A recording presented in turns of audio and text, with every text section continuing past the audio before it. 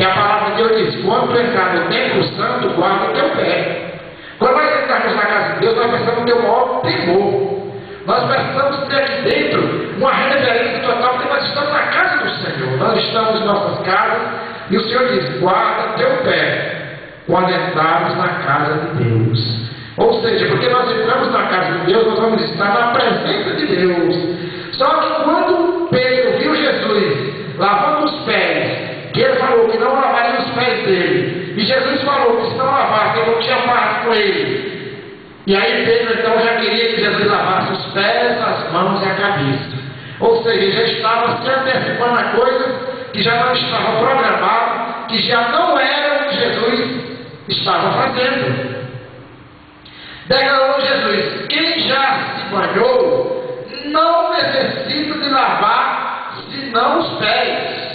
Quanto ao mais estar limpo, ora, vós estáis limpos, mas não todos.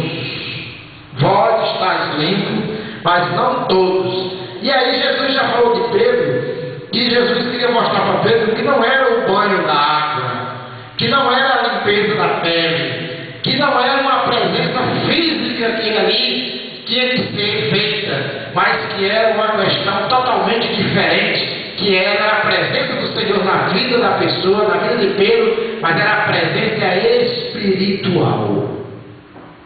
Igreja, então essa igreja pensa que cada vez que nós tomamos o nosso banho com sabonete, com shampoo, nós lavamos a pele. Será que a igreja acha que nós lavamos o espírito? Não, porque Pedro estava entendendo que aquela água ia limpar ele.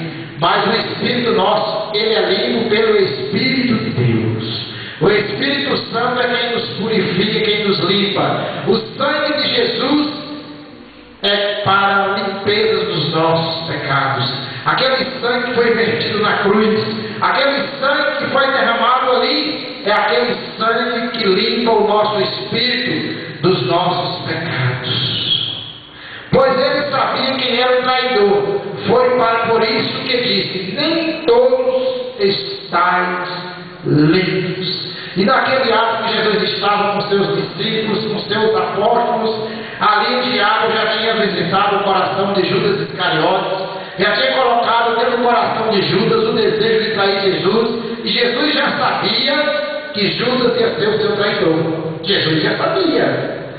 Só que quando Jesus se manifestou, que nós vamos ver aqui no decorrer dessa pregação, que um dos discípulos ia trair a ele, o próprio Judas falou que era para apontar quem seria o traidor, e Judas já sabia dentro do coração que ele ia ser o traidor, porque Satanás já tinha visitado ele.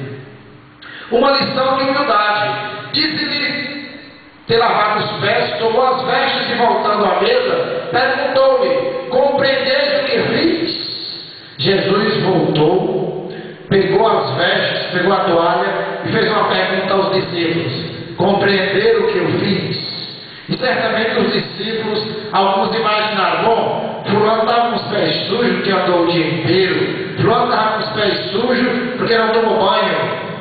Mas não era isso que Jesus estava dizendo, não era isso que Jesus estava transmitindo, não era isso que Jesus estava demonstrando, porque Jesus estava demonstrando uma lição de humildade, uma lição dele de despojar do seu reino, que ele estava ali, provido como rei.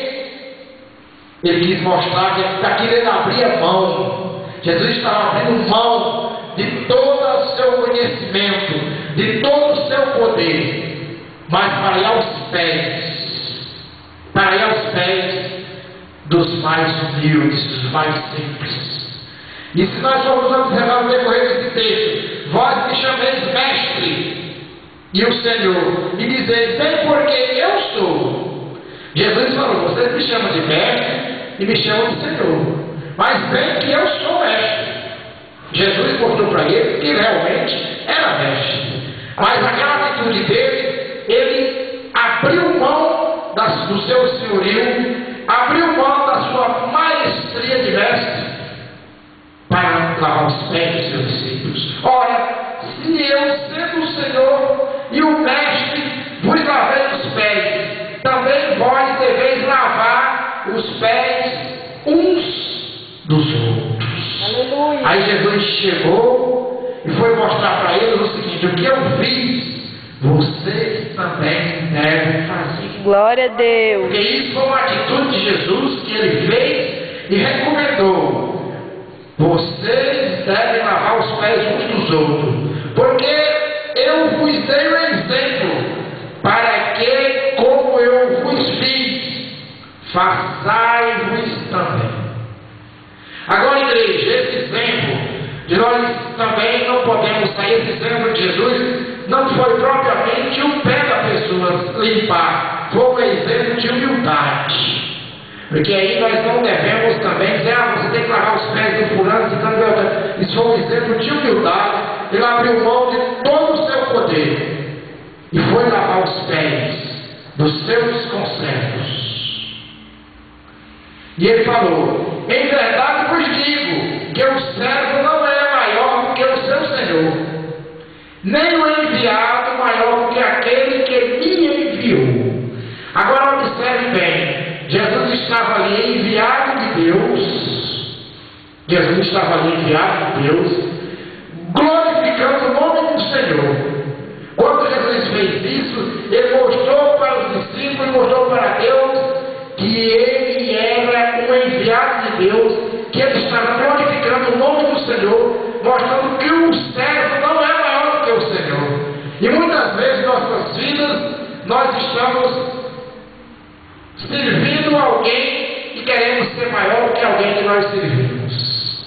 Jesus começou mostrando que ele não era maior do que o Senhor. Ainda falou mais: ora, se sabeis essas coisas, bem-aventurados sois se as praticardes. Jesus falou: você já sabe disso, é bem-aventurado quem pratica.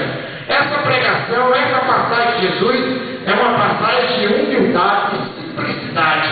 É uma passagem que as pessoas são humildes umas para com as outras. Porque tem pessoas, irmãos, humildade é alguma coisa que não quer dizer a pessoa ser pobre. Humildade é a coisa que está dentro de nós, ser humildes. Humildade é você tratar os outros com humildade, não com arrogância, não com prepotência. Isso Jesus estava nos dando a lição de humildade. Jesus diz o seguinte: sede manso e humilde. Jesus, além de ele falar vai ser manso e humilde, aqui ele teve uma demonstração de humildade. Humilde é você conseguir se colocar abaixo dos outros, não para ser humilhado por ninguém. Jesus não se humilhou para ninguém, Jesus não se sentia diminuído, mas ele deu uma demonstração de humildade. Ele falou: digo já, aquele que come do meu pão levantou contra mim seu calcanhar.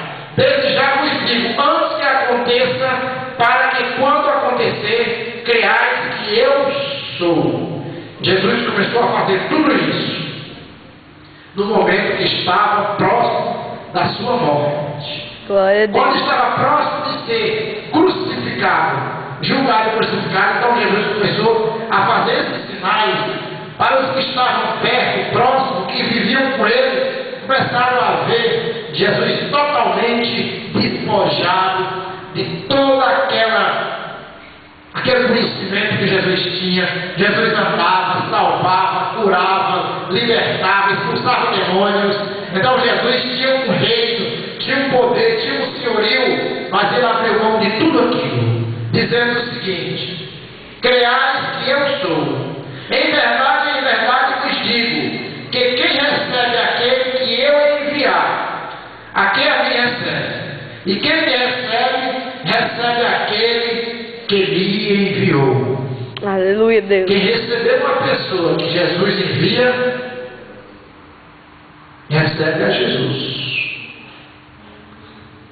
Quem recebe uma pessoa que Jesus envia, recebe a Jesus. E quem recebe a Jesus, recebe a Deus. Que diz: recebe aquele que me enviou. Preste atenção, igreja. Se chegar uma pessoa na sua casa, se chegar uma pessoa até você,